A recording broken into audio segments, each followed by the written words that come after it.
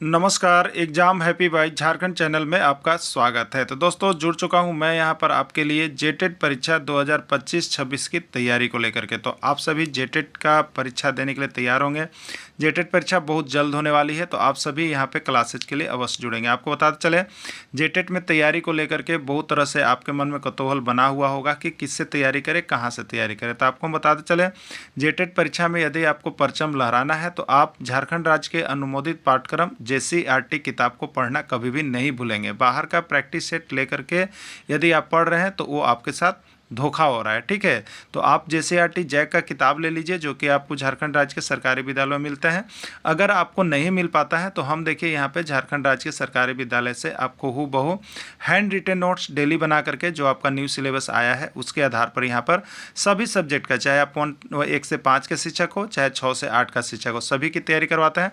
आप घर बैठे यहाँ पर क्षेत्रीय भाषा छोड़ करके सभी सब्जेक्ट का केवल 500 रुपये में तैयारी कर सकते, जिसके लिए देखिए यहाँ पर आपको मोबाइल नंबर दिया गया है 9631054226 पर आप संपर्क करके यहाँ से सभी कोर्सेज परचेज भी कर सकते हैं, तैयारी भी कर सकते हैं। बहुत सारे कोर्सेज बन गए हैं, तो आप अवश्य संपर्क कर लेंगे, घर बैठे ही तैयारी यहाँ से हो जाएगी। चलिए देखते हैं आगे। संस्थापक का नाम बताएं। देखिए इससे ही बन गया, जो शुरू बार है। तो मौर्य साम्राज्य के संस्थापक कौन हो गए? चंद्रगुप्त मौर्य हो गए, ठीक है। चंद्रगुप्त। अशोक के दादा का क्या नाम था? देखिए प्रश्न ये पूछा गया था झारखंड टेट 2016 में, 2012 में आया हुआ ये प्रश्न है कि अशोक के दादा का नाम क्या था, ठीक है। बिंदुसार था, प्रसेनजीत था, चंद्रगुप्त मौर्य था, कोई नहीं था, ठीक है। तो इसका हमने क्या क्या सीरीज बनाया था? चंद्र बिंदु अस्त हुआ, ठीक है। चंद्रगुप्त मौर्य, बिंदुसार और अशोक। तो ये चंद्रगुप्त मौर्य, इसके पिता हो गए इसके बेटे हो गए बिंदुसार, और बिंदुसार का बेटा हो गया अशोक, ठीक है। तो अशोक के पिता बिंदुसार, अशोक के पिता का पिता क्या लगेंगे? दादा लगेंगे। तो अशोक के दादा का नाम हो गया चंद्रगुप्त मौर्य। याद रखिएगा, प्रश्न छपा हुआ था, ठीक है। चलिए अगला है,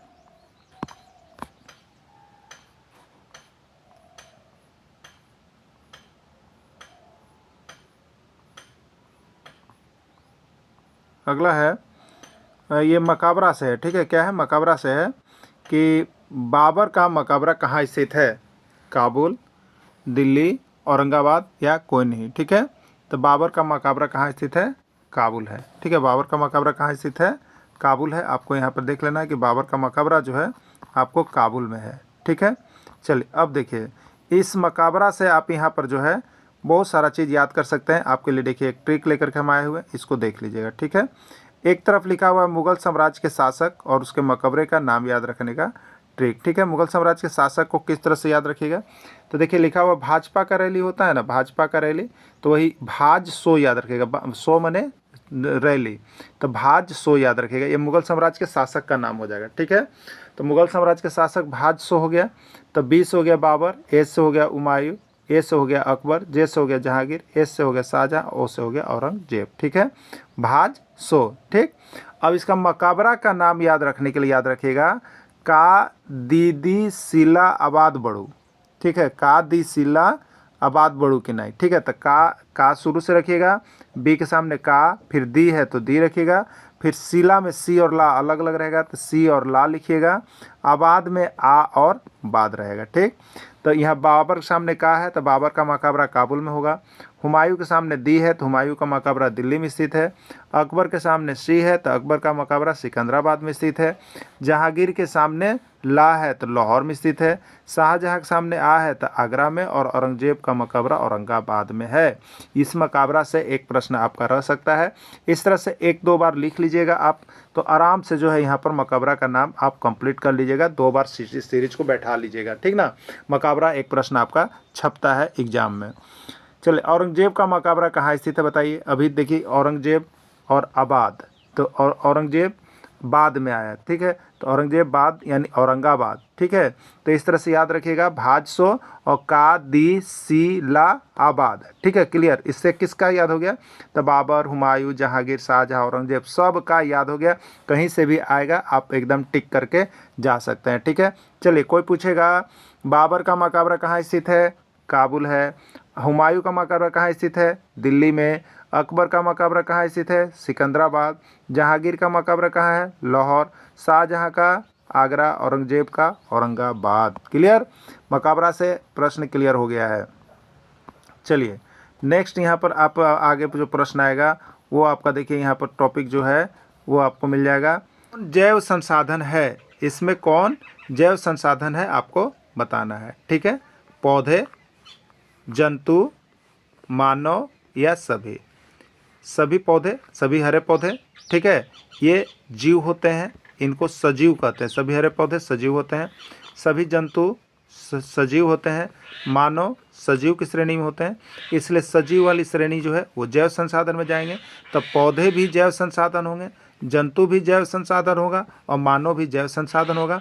राइट आंसर इसका डी होगा, सभी होगा। ठीक है, देखिए यहाँ पर नोट्स में नीचे मेंशन किया गया है कि जितने भी सजीव हैं सभी जैव संसाधन के अंतर्गत आते हैं। क्लियर रहिएगा। ठीक है, भूपृष्ठ की ऊपरी पतली परत को क्या कहते हैं? भूपृष्ठ की सबसे ऊपरी जो पतली परत होती है उसको क्या कहते हैं? चट्टान, खनिज, मृदा या कोई नहीं। ठीक है, देखिए ये भूपृष्ठ मतलब जिस पर हम चलते हैं, रेंगते हैं, फिरते हैं, ये भूपृष्ठ, इसकी सबसे ऊपरी परत, ऊपरी परत को हम लोग क्या कहते हैं? चट्टान। खनिज तो ये पृष्ठ के सबसे नीचे गहराई में होता है। मृदा तो हम लोग ऊपर वाले को कहते हैं ये मिट्टी। क्या कहते हैं? मिट्टी। तो भूपृष्ठ की सबसे ऊपरी पतली परत को मृदा के नाम से जाना जाता है, इसको मृदा कहते हैं। क्लियर। मायका युक्त मिट्टी और झारखंड के किस जिले में पाई जाती है? बहुत ही इम्पोर्टेंट प्रश्न, ये आपका जेटेट में दोनों बार आया है। ठीक है, कहाँ पर मायका युक्त मिट्टी पाई जाती है या कहाँ की मिट्टी जो होती चमकती रहती है, ये भी पूछता है कि कहाँ की मिट्टी में चमकती हुई रहती है और कहाँ के मिट्टी में अबरक पाया जाता है। ठीक है, सब वही है, मायका को ही अबरक, ठीक है, अबरक हम लोग कहते हैं इसी को। और ये चमकती हुई मिट्टी कहाँ पाई जाती है? चमकती हुई रहती है, तो अबरक हमेशा चमकता हुआ रहेगा जहाँ की मिट्टी देखिएगा। तो इस तरह का प्रश्न देखिए घुमा फिरा कर पूछेगा। तो झारखंड का एकमात्र इकलौता जिला जो कोडरमा है, जहाँ पर माइका का बहुत अधिक उत्पादन होता है, अबरक का, तो ये कोडरमा जिला जो है वहाँ की मिट्टी चमकती हुई रहती है, वहाँ की मिट्टी माइका युक्त होती है, वहाँ की मिट्टी में अबरक होता है। क्लियर। तो ये कोडरमा का नाम याद रखिएगा, कोडरमा बहुत ही अच्छा जगह है। ठीक है, जहाँ झुमरी तिलैया है ना। राजमहल क्षेत्र में किस प्रकार की मिट्टी पाई जाती है?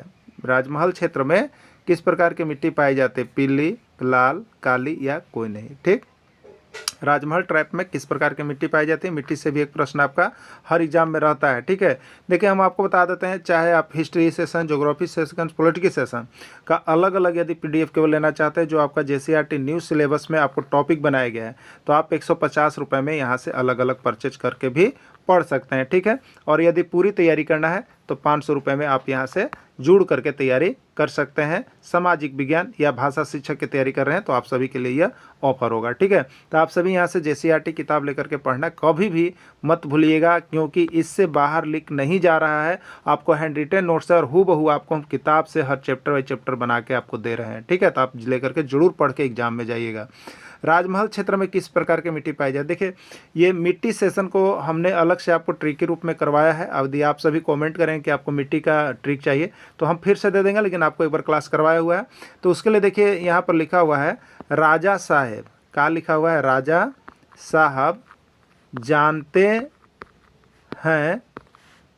हैं पलामू। ठीक है, राजा साहब जानते हैं पलामू। अब यहाँ से लिखिएगा का जल बा लाल। ठीक है, तो राजा मतलब राजमहल ट्रैप और का मतलब काली मिट्टी, तो राजमहल ट्रैप में काली मिट्टी पाई जाती है। ठीक है, साहब मतलब साहेबगंज और जल मतलब जलोढ़ मिट्टी, यानी साहेबगंज में जलोढ़ मिट्टी पाई जाती है। ठीक है, जानत बा ना, जानत जा से है देखिए जामताड़ा, और यहाँ पर जो है बलुई मिट्टी पाई जाता है। ठीक, लाल पलामू, पलामू में लाल पीली मिट्टी पाई जाती है। ठीक है, तो ये मिट्टी का कहाँ किस एरिया में पाया जाता है, नाम याद रखने का ट्रिक है, इससे भी आप याद कर सकते हैं। यहाँ से एक प्रश्न मिट्टी से आपका रहता है और मिट्टी का जो ट्रिक बनाया हुआ है आप सभी देख लीजिएगा। ठीक है, चलिए ठीक है, राइट आंसर इसका सी है, राजमहल ट्रैप में काली मिट्टी पाई जाती है। वे सभी पदार्थ जो खनन द्वारा प्राप्त होते हैं कहलाते हैं खनिज, खान, अधातु या कोई नहीं। ठीक है, जो खनन द्वारा अंदर से खान कर निकाला जाता है, उससे क्या निकलते हैं? अंदर पृथ्वी के गर्भ से जो निकलता है उसको हम लोग कहते हैं खनिज। उसको हम लोग क्या कहते हैं? खनिज, जो पृथ्वी गर्भ से खान के निकाला जाता है। तो राइट आंसर इसका ए होगा, खनिज हो जाएगा। क्लियर। वे खनिज पदार्थ जिनसे धातु का निष्कर्षण किया जाता है कहलाता है, वे खनिज पदार्थ जिनसे धातु का निष्कर्षण किया जाता है वो कहलाता है खनिज, अयस्क, गैंग। देखिए तीनों के बारे में आप थोड़ा समझ लीजिएगा, ठीक है। तीनों के बारे में देखिए, जो पृथ्वी के गर्भ से निकला वो खनिज है, ये खनिज है। और इस खनिज से क्या किया जाता है, अयस्क ना, अयस्क होता है जिनसे धातु का निष्कर्षण किया जाता है। जैसे अगर लोहा कहें, ठीक है, तो लोहा के लिए क्या है, खनिज अंदर से निकला हेमाटाइट, हेमाटाइट, ठीक है। हेमाटाइट क्या है, ये लोहा का अयस्क है जिससे लोहा का निष्कर्षण हुआ। जब हेमाटाइट फैक्ट्री में जाएगा तो उससे निष्कर्षण होगा, ठीक है। तो जिससे धातु का निष्कर्षण होता है, जिससे धातु निकलता है, उस पदार्थ, वह पदार्थ कहाँ निकलता है, धरती के अंदर से निकलता है। और उसी पदार्थ, उसी खनिज को हम लोग यहाँ क्या कहते हैं, अयस्क कहते हैं, ठीक है। तो जिनसे धातु का निष्कर्षण होता है वो अयस्क होता है। जैसे आप देखिएगा तो बॉक्साइट है। बॉक्साइट क्या चीज़ है बताइए, बॉक्साइट क्या चीज़ है, ये एक अयस्क है, अयस्क है। और इससे किसका निष्कर्षण होता है, एल्युमिनियम का निष्कर्षण होता है, ठीक है। हेमाटाइट क्या है, एक अयस्क है। और इससे किसका निष्कर्षण होता है, लोहे का होता है, ठीक है। तो ये सभी अयस्क कहलाते हैं जिनसे धातु का निष्कर्षण होता है ना। अगला है, जिस धात्विक खनिज में लौह अंश की प्रधानता होती है उसे कहते हैं, जिस धात्विक खनिज में लौह अंश की प्रधानता होती है उसे क्या कहते हैं, ठीक है। हम जो खनिज निकाले उसमें धातु का खनिज निकला, और धातु का खनिज निकला तो उसमें अधिकता किसका होगा, लोहा का होगा। तो उसको क्या कहेंगे, तो उसको कहेंगे, देखिए लोहा का प्रधानता है तो लौह, और धातु इसलिए धात्विक खनिज, यानी लौह धात्विक खनिज के नाम से जाना जाएगा, ठीक है। जिसमें लोहा की प्रधानता है उसमें लौह धात्विक खनिज कहलाएगा, याद रखिएगा, ठीक है। चलिए अगला देखिएगा, प्राथमिक क्रिया में किसको शामिल किया जाता है, प्राथमिक क्रिया में किसको शामिल किया जाता है, ठीक है। देखिए यहाँ पर तीनों क्रिया को याद रखिएगा, यहाँ से एक प्रश्न आपका निकल के आ जाएगा, प्राथमिक क्रिया, ठीक है, द्वितीयक क्रिया और तृतीय क्रिया, ठीक है। प्राथमिक क्रिया जो हमें प्रकृति से प्राप्त होते हैं, ठीक। द्वितीय क्रिया, प्राथमिक क्रिया से जो अन्य सामान हम बनाते हैं उसको द्वितीय क्रिया कहते हैं। और तृतीय क्रिया, वह तृतीय क्रिया वह साधन है जिससे हम द्वितीय क्रिया को बाजार में ले जा करके इसको बेचते हैं। तो उसके लिए साधन, इसको प्राथमिक द्वितीय क्रिया को बाजार में ले जाने तक, पहुंचाने तक, प्रचार करने के लिए जो जो सामग्री अपनाई जाती है वो तृतीय क्रिया है, ठीक है।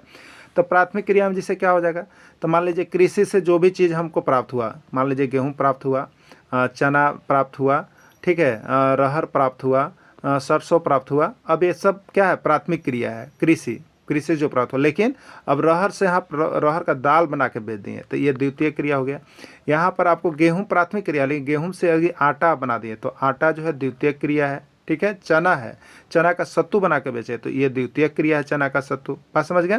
और ये सत्तू को बाजार तक पहुँचाने के लिए जो साधन है वो तृतीय क्रिया है। जैसे ट्रैक्टर आ गया, यूट्यूब से प्रचार आप करके अपना सत्तू को बेच दिए, विज्ञापन दे करके बेच दिए, तो ये सभी तृतीय क्रिया में शामिल हो जाता है, ठीक है।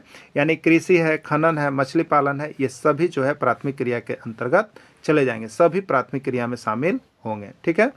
देखिए यहाँ पे हमने नोट्स भी बना दिया आप सभी के लिए। प्राथमिक क्रिया के अंतर्गत वे सारी क्रियाएं शामिल की जाती है जिनका संबंध प्राकृतिक संसाधन के उत्पादन व निष्कर्षण से रहता है, ठीक है। अगला द्वितीय क्रिया में शामिल होता है, देखिए द्वितीय क्रिया में शामिल होता है क्या क्या, बॉक्साइट से एल्युमिनियम, गेहूं से रोटी, लकड़ी से चौकी, या सभी, ठीक। तो देखिए बॉक्साइट हमें क्या है, ये प्राथमिक क्रिया है क्योंकि पृथ्वी प्राकृतिक से हमको मिला है, बॉक्साइट हमने नहीं बनाया, ये प्रकृति से मिला है तो प्राथमिक क्रिया है। लेकिन प्राथमिक क्रिया का उपयोग करके हम कुछ बना देते हैं तो द्वितीय क्रिया में जाता है। तो ये बॉक्साइट से अब एल्युमिनियम बन रहा है तो इसलिए एल्युमिनियम बनना ये द्वितीय क्रिया है। गेहूं हमें प्रकृति से मिला था लेकिन गेहूं से आटा बनवाया, आटा से रोटी बना के बेच दिए तो रोटी ये क्या है, द्वितीय क्रिया में है। लकड़ी ये प्राकृतिक क्रिया है, लकड़ी से यदि काट के हम चौकी बना के बेच रहे हैं तो ये द्वितीय क्रिया है, ठीक है। यानी राइट आंसर इसका डी, यानी सभी हो जाएगा, ठीक है। देखिए प्राथमिक क्रिया से प्राप्त वस्तु द्वारा जो नई वस्तु निर्मित की जाती है द्वितीय क्रिया कहलाती है, ठीक है।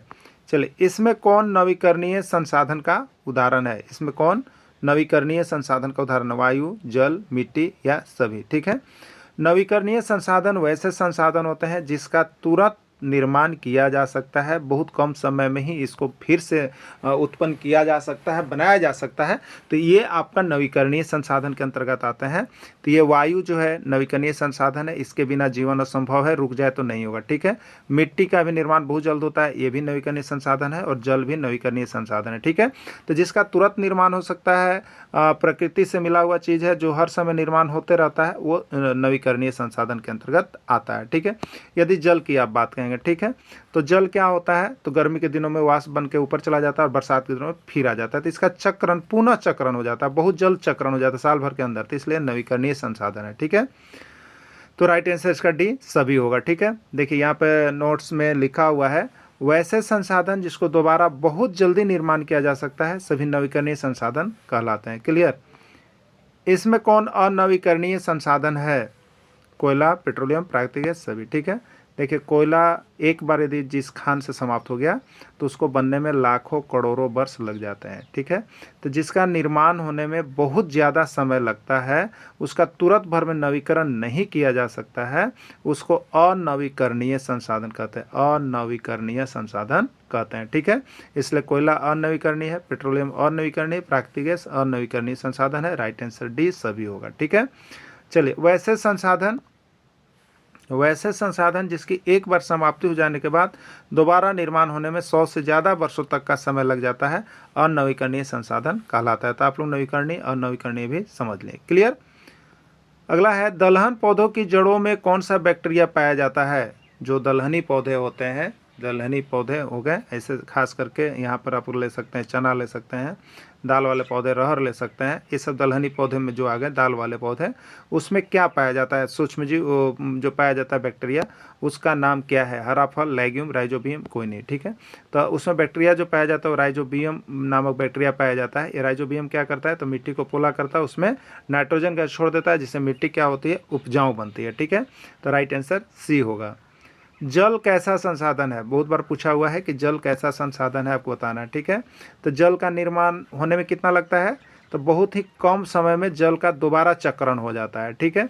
जैसे अभी नदी में पानी है, अभी मान लीजिए, लेकिन ये गर्मी के दिनों में क्या होगा, पानी वाष्पीकरण के माध्यम से सूख जाएगा, ठीक है। तो ये पानी तो यहाँ समाप्त हुआ, लेकिन ये पानी क्या होगा, वर्षा का दिन जैसे ही आएगा तो ये वाष्पीकरण जितना हुआ बादल बन के फिर पानी गिर जाएगा, अब फिर नदी में देखिएगा दोबारा पानी आ गया। तो ये क्या हो गया, बहुत जल्दी जिसका निर्माण हो गया दोबारा, तो वो नवीकरणीय संसाधन है। तो राइट आंसर ए होगा, नवीकरणीय संसाधन में चला जाएगा। पृथ्वी के भूपृष्ठ का कितना भाग जल से घिरा हुआ है? पृथ्वी के भूपृष्ठ का कितना भाग जल से घिरा हुआ है? 1/3 भाग, 2/3 भाग, 3/4 भाग, या सभी, ठीक है। तो पृथ्वी के भूपृष्ठ का लगभग कितना भाग घिरा हुआ है? तो देखिए यहाँ पे देखिए 2-3 किताब में आपको अलग अलग कुछ दिया हुआ है, किसी में 2/3 दिया है, किसी में 3/4 दिया है, ठीक है। ये तो डाउटफुल है, लेकिन ज़्यादा जो अच्छा यहाँ पे जो माना गया है वो आपका 3/4 भाग माना गया है, ठीक ना। तो देखिए होता क्या है कि जब भी आपको जैसे आया ना प्रश्न आया तो आपको क्लेम का भी अवसर दिया जाता है। तो 2/3 भाग भी आपको कोई किताब में मिला है, आपको हम दिए हैं, और 3/4 भी है, जैसे आरटी किताब में ही दोनों में है, ठीक है। लेकिन यहाँ पे 3/4 है, और एक पर्यावरण किताब है जलमंडल, वहाँ पर देखिएगा 2/3 है। बात समझ गए। तो उसके लिए आपको दिक्कत नहीं लेना है, आपको दोनों में रहेगा, आप किसी का ऑप्शन दे सकते हैं। अगर इस तरह का 2/3, 3/4 दोनों ऑप्शन आ गया तो 1 नंबर सभी को मिलेगा, ठीक है, क्योंकि सभी जगह आप उसको क्लेम कर सकते हैं, किताब को दिखा सकते हैं। इसीलिए देखिए जेसीईआरटी पढ़ने से यही है कि आप जब क्लेम करेंगे तो आपको उसका प्रमाण देना पड़ता है, तो आप उस किताब से दे सकते हैं, ठीक ना। इसमें कौन धात्विक खनिज का उदाहरण है? सोना, चांदी, लोहा या सभी, ठीक है। तो वैसे खनिज जो धातु के हैं तो उसको धात्विक खनिज कहेंगे। तो सोना धातु है, चांदी धातु है, लोहा धातु है, तो ये सभी धातु खनिज हैं। खनिज होते हुए भी क्या है, धातु है। तो खनिज होते हुए धातु, इसलिए इसको धात्विक खनिज के अंतर्गत हम लोग लेके जाते हैं, ठीक है। इसमें कौन अधात्विक खनिज का उदाहरण है? आपको बताना है कि इसमें कौन अधात्विक खनिज का उदाहरण है। चुनापत्थर, अभ्रक, जिप्सम या सभी, ठीक है। तो अधात्विक खनिज कौन होते हैं? तो जो अधातु के बने होते हैं, जो धातु नहीं होते हैं। जैसे खनिज तो पृथ्वी के अंदर से ही निकलते हैं, पृथ्वी के अंदर से निकला इसलिए खनिज है।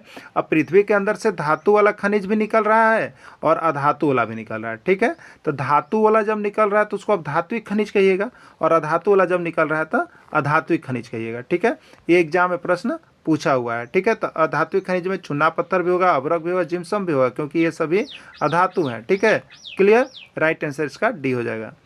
विश्व का सबसे बड़ा कोयला उत्पादक देश है चीन, भारत, ईरान या इराक। तो विश्व का सबसे बड़ा कोयला उत्पादक देश जो है आपको चीन को माना जाता है, चीन है। विश्व का तीसरा सबसे बड़ा कोयला उत्पादक देश कौन है? चीन, भारत, ब्राज़ील या ईरान, ठीक है। तो विश्व का तीसरा सबसे बड़ा कोयला उत्पादक देश आपका खुद का देश भारत देश है। तृतीय क्रिया में शामिल किया जाता है, तृतीय क्रिया में शामिल किया जाता है यातायात, संचार, विज्ञापन सभी। तो अभी देखिए हमने बताया प्राथमिक क्रिया, द्वितीय क्रिया, तृतीय क्रिया क्या होता है? तो जो द्वितीय क्रिया को आगे बढ़ाने में, बाजार में ले जाने में कैसे पहुंचेगा उसमें जो सहायता करता है वो तृतीय क्रिया होता है। तो उसमें सहायता करता है संचार का साधन। देखिए आपको जैसे यहाँ पे अगर गेहूं बेचना है तो आप प्रचार में दिखाइएगा, आशीर्वाद का आटा टीवी पर दिखाता है, मोबाइल पर दिखाता है, तो आप क्या करते हैं, ये उसका विज्ञापन कर रहे हैं, प्रचार कर रहे हैं, ठीक है, संचार फैला रहे हैं, या किसी आटा के बारे में महत्व बता रहे हैं, तो उससे क्या हो रहा है, आपका बिक्री होता है। यातायात, मान लीजिए कि आपके घर में यहाँ पर देहात में आटा आपने पिसवाया, अब उसको बाजार तक ले जाने के लिए आपको यहाँ पर ट्रक से, तो आप यहाँ का माल बेच देते हैं दूसरे ज़िला में, दूसरा ज़िला का राज्य में, इस तरह करके बेचते हैं, यातायात। और एक होता है विज्ञापन, विज्ञापन के माध्यम से आप किसी चीज़ का प्रचार कर रहे होते हैं जिससे कि आपका द्वितीय क्रिया का क्षेत्र मजबूत होता है और उसका बिक्री होता है। तो द्वितीय क्रिया में जो सहयोग करते हैं काम को आगे बढ़ाने में उसको तृतीय क्रिया कहते हैं। और तृतीय क्रिया में यातायात भी आएगा, संचार भी आएगा, विज्ञापन भी आएगा, यानी राइट आंसर इसका डी हो जाएगा, सभी आंसर होगा, ठीक है। चलिए अगला देखिएगा, यहाँ पे नोट्स बना दिया गया है। तृतीय क्रिया में वैसे क्रिया को शामिल किया जाता है जो प्राथमिक और द्वितीय क्रिया क्षेत्र को आगे बढ़ाने में सहयोग प्रदान करते हैं, जैसे दुकानदार, बाजार, कर्मचारी, ब्यूटी पार्लर, ड्राइवर, डॉक्टर, ये सभी जो है तृतीय क्रिया में जुड़े हुए हैं। झारखंड में कितना प्रतिशत भूमि कृषि योग्य है? 37.30, 32%, 29% या 35%? झारखंड में कितना प्रतिशत भूमि कृषि योग्य है, ठीक है। तो एक देखिए किताब के JCRT किताब के जो हालात है उसके आधार पर 37.30% भूमि जो है कृषि योग्य है, किताब में यही चीज़ दिया हुआ है आपको, ठीक है। सिटी ऑफ गोल्ड यानी इगोली के नाम से किसको जाना जाता है? यूरोप, अफ्रीका, दक्षिण अफ्रीका, कोई नहीं, ठीक है। सिटी ऑफ गोल्ड जिसको इगोली कहते हैं वो दक्षिण अफ्रीका को जाना जाता है, ठीक है। देखिए यहाँ पे नोट्स लिख दिए हैं। दक्षिण अफ्रीका का जोहान्सबर्ग इगोली अर्थात सिटी ऑफ गोल्ड के नाम से गोल्ड से जाना जाता है। देन दक्षिण अफ्रीका का जो जोहान्सबर्ग है वो गोल्ड के नाम से मशहूर है, वहाँ पर गोल्ड सबसे ज़्यादा होता है, ठीक है। दक्षिण अफ्रीका का किम्बरेले खान किसके उत्पादन के लिए प्रसिद्ध है? दक्षिण अफ्रीका का किम्बरेले खान किस लिए प्रसिद्ध है? सोना के लिए, चांदी के लिए, हीरा के लिए या मोती के लिए? दक्षिण अफ्रीका में सिटी ऑफ गोल्ड जो इगोली के नाम से जाना जाता है, और एक है जोहान्सबर्ग में, वो किसके लिए प्रसिद्ध है? तो आपको सोना के लिए। लेकिन दक्षिण अफ्रीका का किम्बरेले खान, याद रखिएगा, किम्बरेले खान किस लिए प्रसिद्ध है? तो यह आपका हीरा के लिए प्रसिद्ध है। किसके लिए? हीरा के लिए प्रसिद्ध है। विश्व का सबसे बड़ा बॉक्साइट उत्पादक देश है? एशिया, ऑस्ट्रेलिया, यूरोप या कोई नहीं? विश्व का सबसे बड़ा बॉक्साइट उत्पादक देश जो है आपका वो ऑस्ट्रेलिया है, ठीक है। झारखंड में कोयला उत्पादक क्षेत्र है, झारखंड में कोयला उत्पाद झरिया, धनबाद, गिरिडीह या सभी, ठीक है। तो सबसे पुराना तो आपका झरिया हो गया, ठीक है, झरिया, उसके बाद धनबाद, उसके बाद गिरिडीह, उसके बाद सभी, ठीक है। यानी कोयला उत्पादन करने वाला क्षेत्र झारखंड में कौन कौन है? तो आपको झरिया भी है, धनबाद भी है, गिरिडीह भी है, यानी राइट आंसर इसका डी हो जाएगा, सभी हो जाएगा, ये सभी कोयला उत्पादक क्षेत्र हैं। झारखंड में किस प्रकार का कोयला पाया जाता है? एंथ्रासाइट, बिटुमिनस, पीट या कोई नहीं, ठीक है।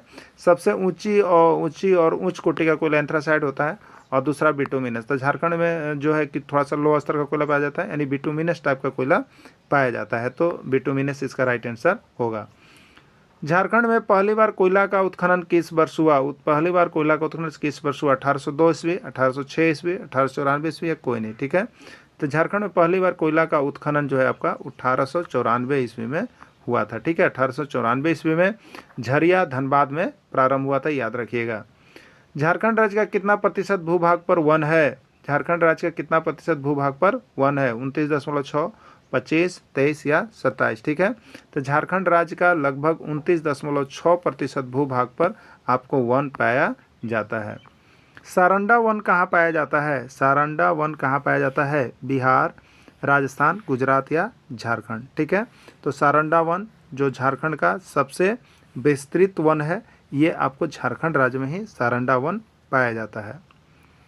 भारत में कृषि योग्य भूमि कितना प्रतिशत है?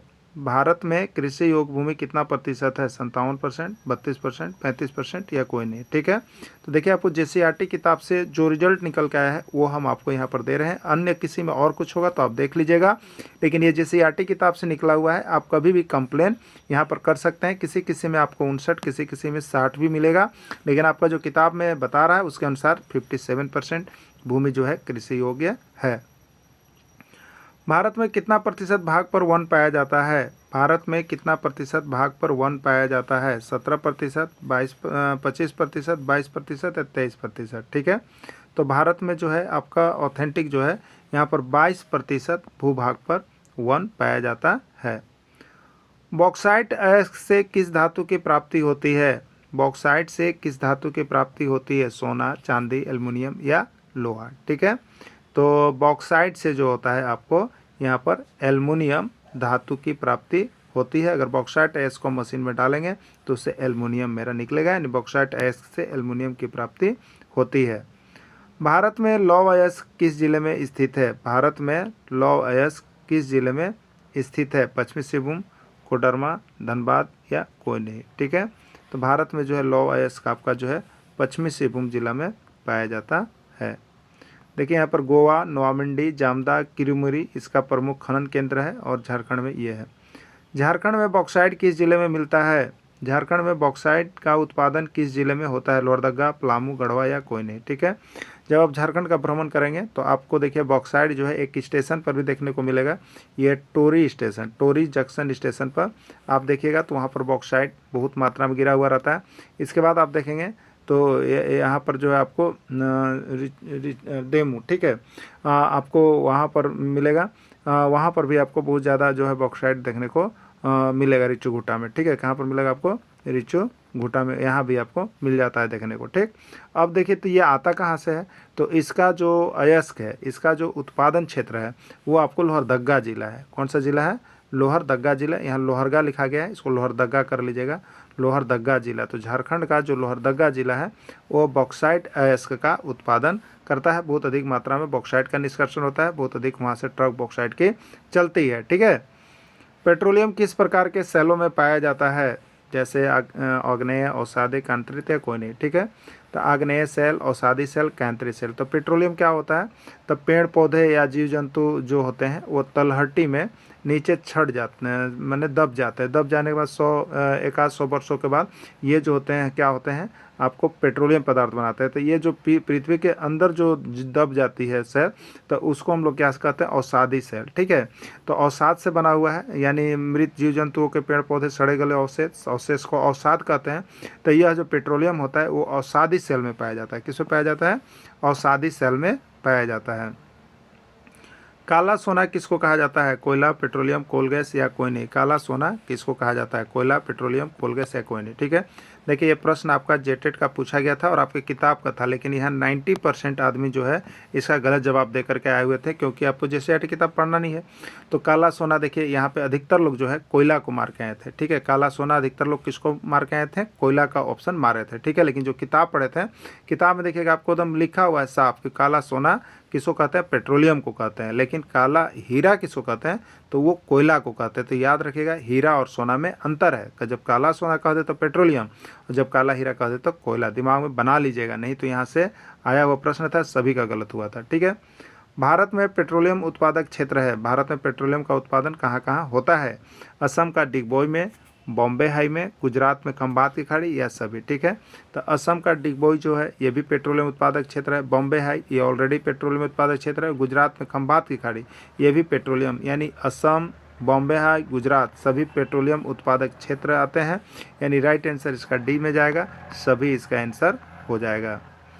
सेरीकल्चर का संबंध किससे है? कृषि कार्य, मधुमक्खी पालन, फल उत्पादन या रेशम उत्पादन। ठीक है, तो सेरीकल्चर, सेरीकल्चर यहाँ से याद रखिएगा, से र से रेशम, रेशम उल्टा, सेरी मतलब रेस, रेस से रेशम, यानी सेरीकल्चर रेशम उत्पादन से जुड़ा हुआ है। ठीक है, अब देखिएगा आगे, फ्लोरिकल्चर का संबंध किससे है? फ्लोरिकल्चर का संबंध किससे है? कृषि कार्य, मधुमक्खी पालन, फूलों का उत्पादन या रेशम उत्पादन। ठीक है, तो फ्लोरिकल्चर, फ्लोरी मतलब फ्लावर, फ्लावर। ठीक है, और फ्लावर मतलब क्या होता है?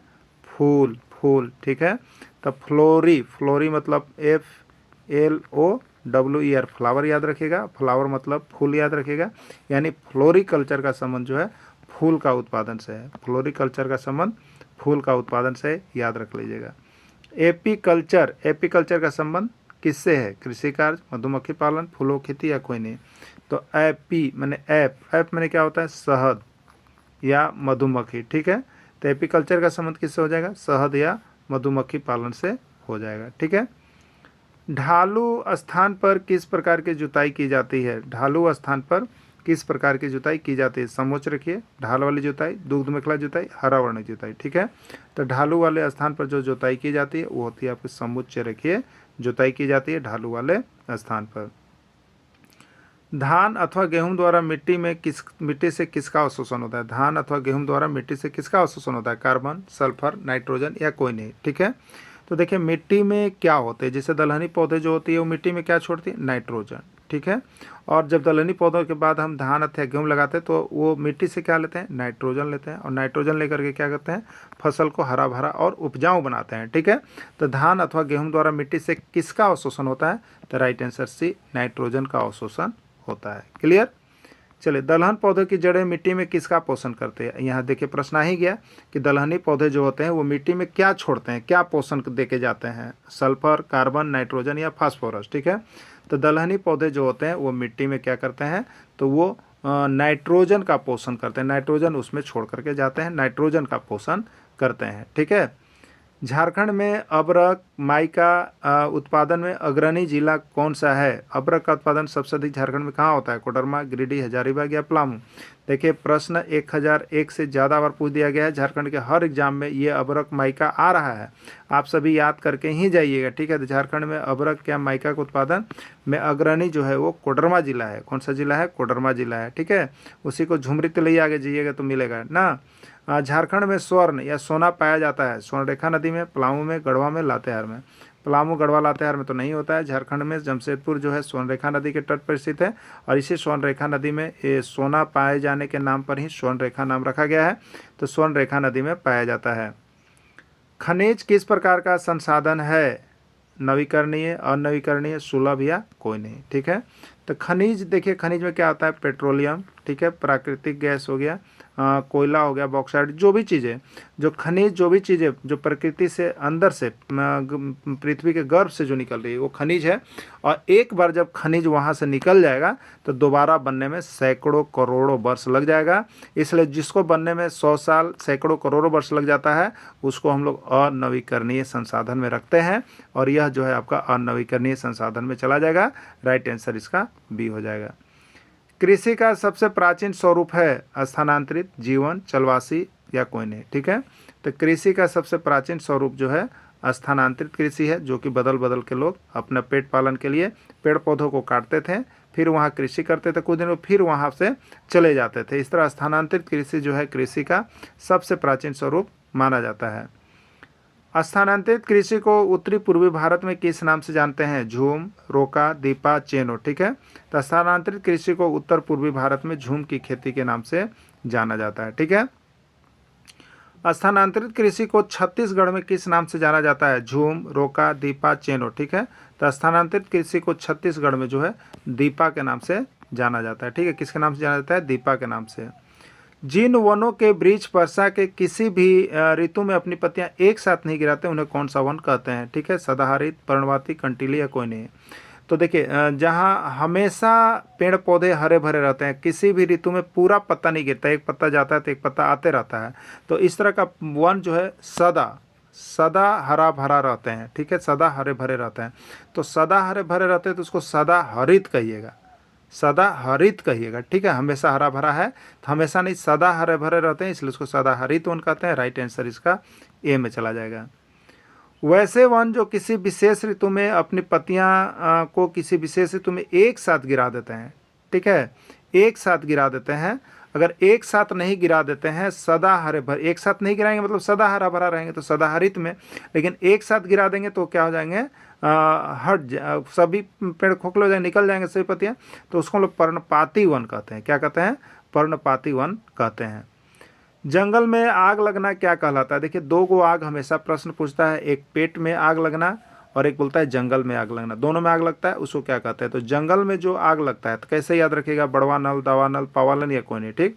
जो जंगल में हमें वृक्षों से क्या मिलती है? बहुत सारे वृक्षों से दावा बनता है। जंगल में वृक्ष से दावा बनता है, तो उसमें जो आग लगेगा उसको याद रखने का तरीका है कि जंगल में जो आग लगेगा तो दावा नल, क्योंकि जंगल में दवा मिलता है, और दवा में जो आग लगेगा उसको दावा नल कहेंगे। क्लियर?